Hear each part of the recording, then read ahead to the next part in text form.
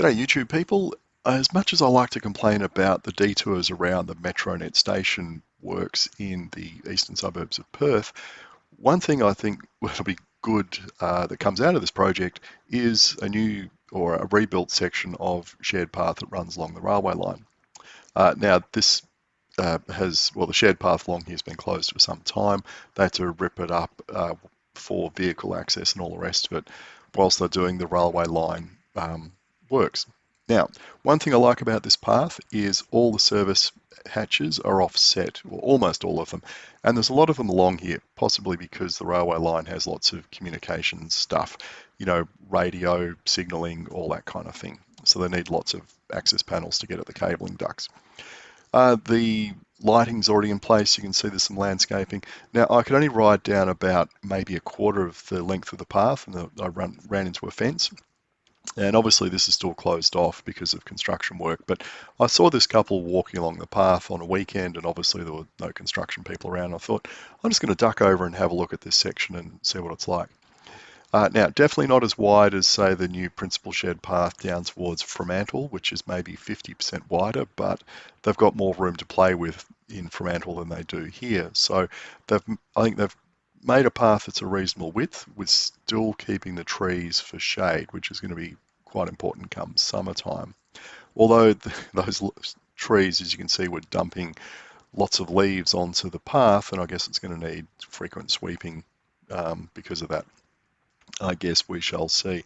But, like all Perth's paths, nice and wide, red asphalt, generally well built. Although along here, there seem to be some drainage issues, and obviously water still lying on the path, which should have run off very quickly. And I did wonder whether that was caused by ruts from truck traffic driving along here as part of either laying the path or still doing work on the railway line, and whether they're going to come back and perhaps relay that, because that section where there's an issue, there's no lines painted.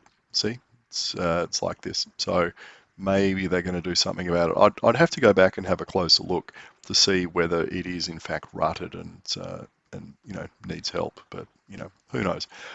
But yeah, that was all I could do on that particular day, and it's going to be great when it opens.